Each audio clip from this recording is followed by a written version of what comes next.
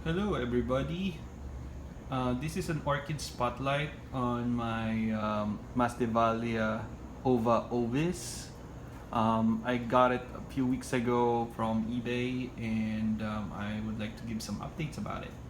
So, this is a species Masdevallia from Ecuador. It's endemic in Ecuador, so it's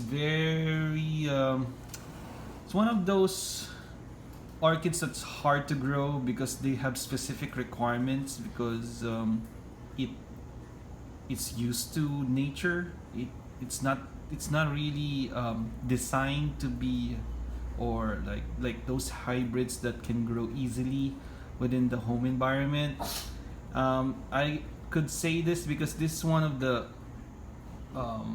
orchids that needs to be growing at a relatively cool environment, rather cold environment, because the mountains and the misty mountains in Ecuador are a little bit like in the chillier temperature range.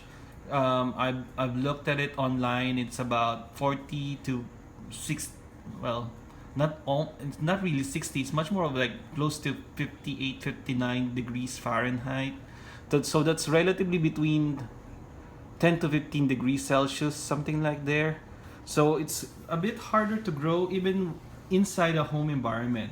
So I would like to show you how I'm dealing with this obstacle in growing this plant, and it's giving me some good results.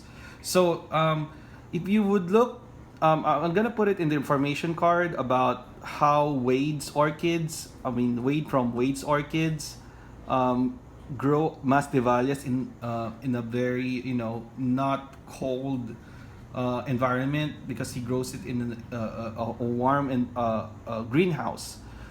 And in my case, I grow this inside the home, particularly inside the bathroom. Uh, would you believe that?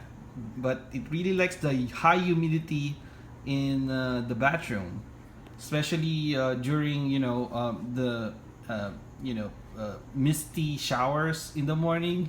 It really likes it. So how I keep it cold, I use the double clay pot method. So I just have two clay pots, and I put in some moss inside there, which is also moist. So I just keep the sphagnum moss in between these two pots. So I just fill it up, like just to cover the whole area of the pot with moist sphagnum, and then I stack on another pot with just mostly sphagnum.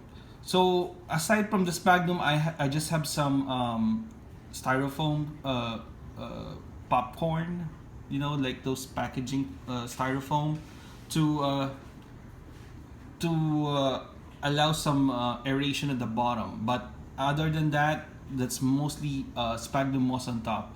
The variation of this method from Wade's is that I don't put some fir bark chips on the top, because for him, he does this to avoid algae formation. But in my case, I don't have much of that of a problem because my bathroom is not that bright, and this plant doesn't really like bright light, because I exposed it to bright light once, even with just the fluorescent lights. It turned really light green, and I didn't really like the look, and it doesn't really look healthy. And I don't want it to kill it with too much light. So I just had it in the bathroom with some morning light, and it's liking it so far. And if you look closely, where is it?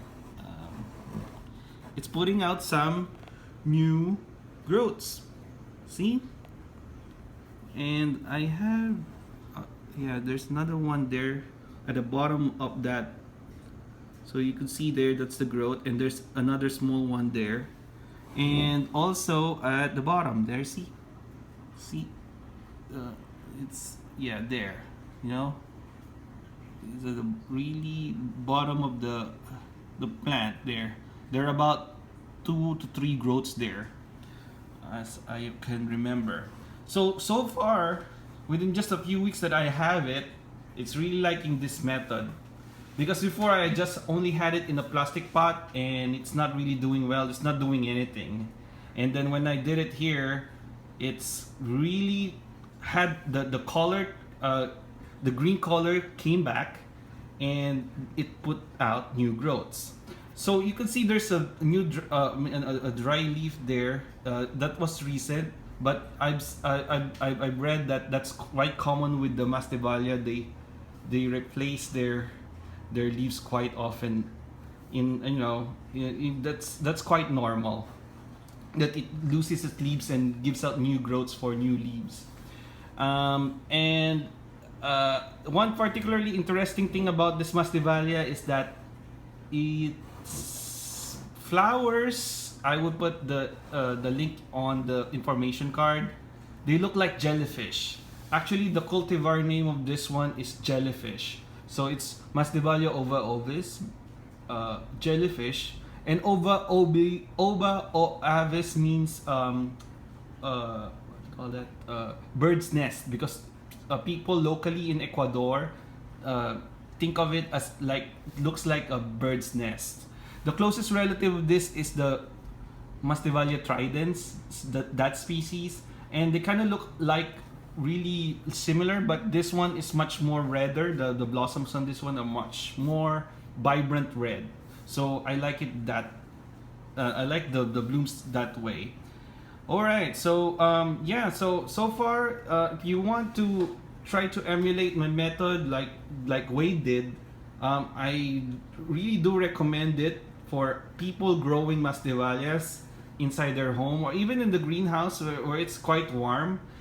I can feel this spot to be really like cold, like it's like a ice cold drink or something.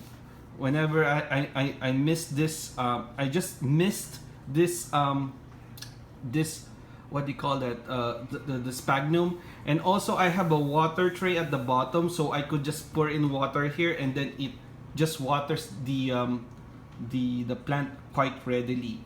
It's similar to the way that those patented cool log pots, but this is way cheaper. I just had like this pot, each pot for 50 cents, so it's not really that much, and I just have some few sphagnum moss around, so it's really like a cheap way to grow Masdevallia in relatively normal home, because I don't usually have like the AC down to the 50s.